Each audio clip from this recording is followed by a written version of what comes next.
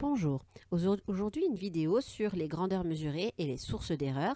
On ne peut jamais avoir en mesurant la valeur exacte d'une grandeur. Il y a toujours des sources d'erreurs qui entachent la valeur de la grandeur, donc on a toujours des grandeurs mesurées. Les valeurs sont approchées.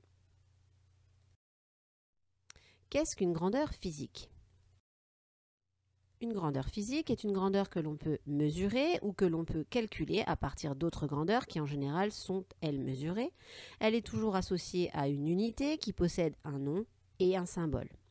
Vous avez à votre disposition ce qu'on appelle le système international, donc les unités de base de ce système, notées SI en général, et vous avez dans ce tableau les 7 unités de base à partir desquelles on peut déduire toutes les autres unités de toutes les autres grandeurs. Donc par exemple, vous avez comme grandeur la masse que vous connaissez bien, qui est notée petit m en général.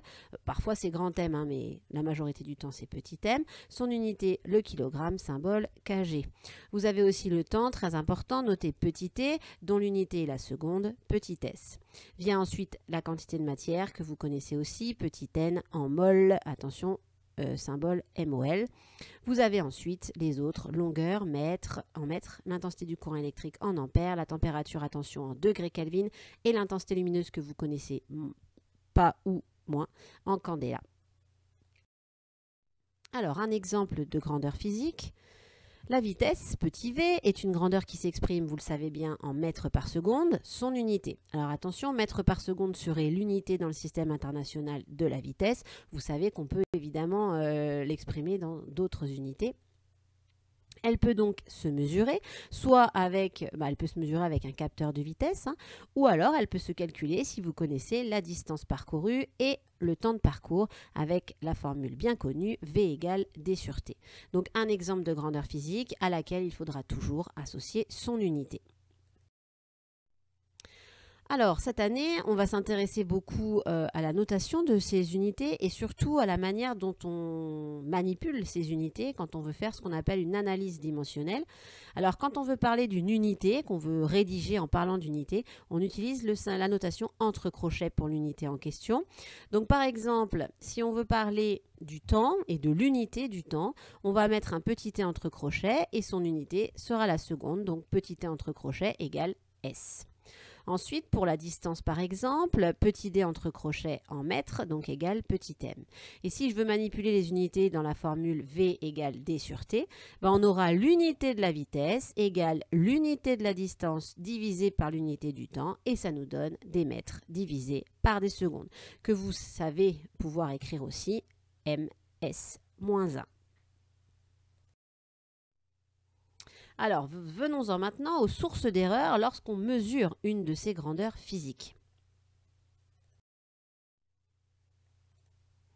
Alors, on va prendre comme exemple, puisqu'on va commencer cette année avec les ondes, on va prendre comme exemple un ressort auquel on va affecter ce qu'on appelle une perturbation latérale, c'est-à-dire qu'on va bouger le ressort latéralement d'un coup sec et on va essayer de regarder l'évolution de cette perturbation au cours du temps. Alors, ce qui va se passer, c'est que cette perturbation va avancer évidemment jusqu'à l'extrémité fixe auquel est accroché le ressort et va revenir. Et donc l'important ici, ce qu'on veut faire, c'est avec une distance D qui vaut 10 mètres pour le ressort, qui ici est tiré, on va essayer de trouver, de mesurer le temps qu'a mis la perturbation pour faire un aller-retour. Et du coup, on pourrait en déduire après, si on le souhaitait, la vitesse de la perturbation.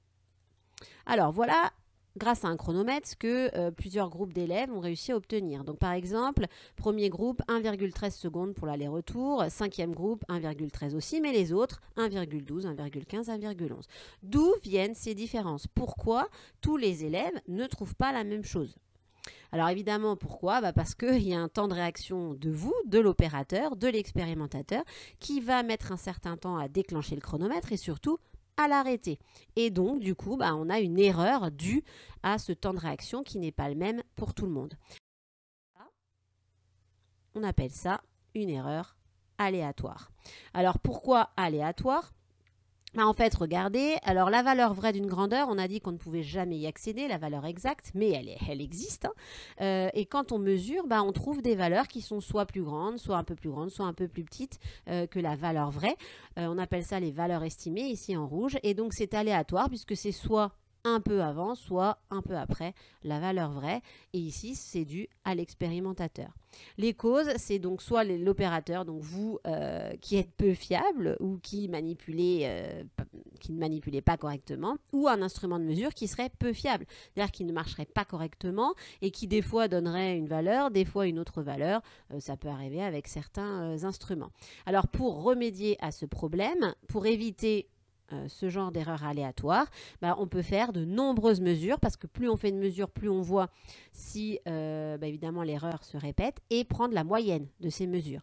Donc par exemple pour la mesure d'une vitesse, au moins faire deux mesures et prendre la moyenne et plus si évidemment on a le temps de le faire. Alors, maintenant, si vous mesurez la masse d'un objet avec une balance ou le pH d'une solution avec un pH mètre. Donc voilà les deux photos par exemple de ce que vous seriez amené à faire. Alors quand vous faites ça, quand vous mesurez à l'aide d'une balance, il faut évidemment tarer la balance. Par exemple ici, le récipient, si vous ne tarez pas, il fait 17,6 grammes. Vous aurez une erreur de 17,6 grammes. Si vous déposez quelque chose et vous voulez la masse de ce que vous avez déposé, vous aurez 17,6 grammes en trop. Pareil pour le pH mètre. Le pH mètre doit être étalonné, c'est ce qu'on appelle l'étalonnage de l'appareil. Sinon, vous allez mesurer un pH qui n'est pas le bon et vous aurez toujours un décalage entre la valeur mesurée de le pH de votre solution et la valeur exacte, ou en tout cas mesurée proche de la valeur exacte. Donc ici, les sources d'erreur qui peuvent entacher votre mesure sont un appareil mal étalonné, que ce soit une balance ou un pH mètre ou un conductimètre ou plein d'autres appareils. Alors dans ce cas, on parle d'erreur systématique puisque à chaque mesure, vous allez retrouver cette erreur puisqu'il y aura toujours un décalage.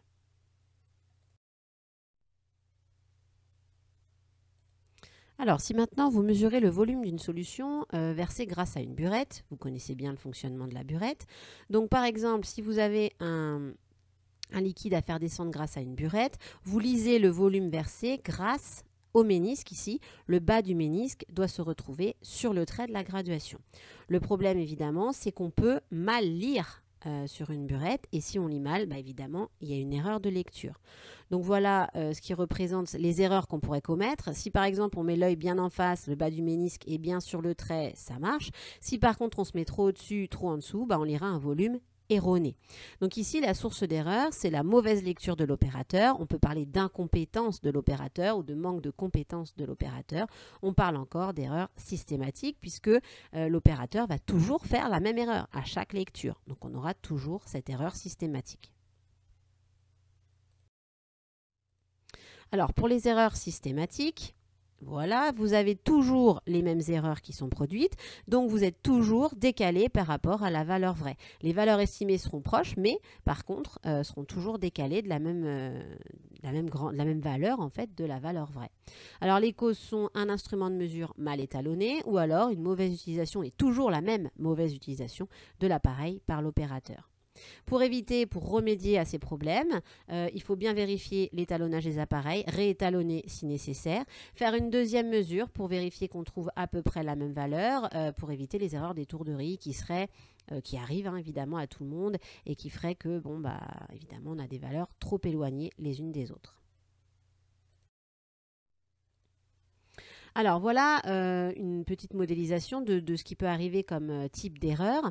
Donc si par exemple on représente ici une cible, plus vous êtes près de la cible, plus vous êtes près de la valeur exacte. La valeur exacte serait évidemment au centre de la cible. Donc dans le premier cas, c'est top, là vous êtes parfait, c'est-à-dire que vous avez toutes les flèches, toutes vos valeurs mesurées qui sont très proches de la cible et très proches les unes des autres. Donc vous avez bien manipulé et l'appareil est de qualité. Pas d'erreur systématique ou très peu et pas d'erreur aléatoire ou très peu. Dans le deuxième cas, attention, là vous avez des flèches qui sont éloignées de la cible. Mais qui sont à peu près toutes éloignées de la même distance. Donc là, vous aurez une erreur aléatoire importante, c'est-à-dire que vous aurez mal manipulé, mais peu d'erreurs systématiques puisque vous êtes quand même autour de la cible. Ensuite, dans le troisième cas, vous avez toutes les flèches qui sont proches les unes des autres, donc très peu d'erreurs aléatoires au final, mais par contre, vous êtes très loin de la cible. Donc du coup, et toujours à peu près du même décalage. Donc là, vous avez une erreur systématique importante. Vous avez bien manipulé, mais l'appareil était sûrement défectueux ou mal étalonné. Dans le dernier cas, là c'est la catastrophe, c'est-à-dire que vous êtes éloigné de la cible, donc erreur systématique très importante, mais vous avez aussi des valeurs très éloignées les unes des autres, donc erreur aléatoire importante, donc là mauvaise manipulation, et en plus un appareil défectueux. Pas de chance, hein, là c'est le pire des cas qui peut arriver. Alors, un dernier exemple, pour que vous imaginiez un peu comment ça peut se passer. Si on mesure, toujours puisqu'on est dans les ondes, mesure de la vitesse du son par deux groupes de TP, vous savez que la valeur de référence pour la vitesse du son, c'est 340 mètres par seconde. Alors, voilà le premier groupe de TP, ce qu'il trouve, les valeurs de la vitesse du son mesurée. Alors, on peut la mesurer grâce à une mesure de distance et une mesure de temps, hein. On ne va pas parler ici de la méthode. Donc, pour ce premier groupe, vous avez une erreur systématique et aléatoire, les deux types d'erreurs qui sont faibles, puisqu'on est très proche de 340 mètres par seconde. Les valeurs sont très rapprochées. Donc là, pas de problème, assez correct. Deuxième groupe de TP, alors là, on s'aperçoit déjà qu'il y a une valeur qui est complètement erronée, 380 mètres par seconde, donc on peut déjà la supprimer parce que les autres sont très proches les unes des autres. Et là, les valeurs sont très proches, donc l'erreur aléatoire très faible, mais par contre, on est loin de 340. Donc du coup, il y aurait une erreur systématique, donc due à soit un appareil, soit une mauvaise utilisation systématique de ce même appareil.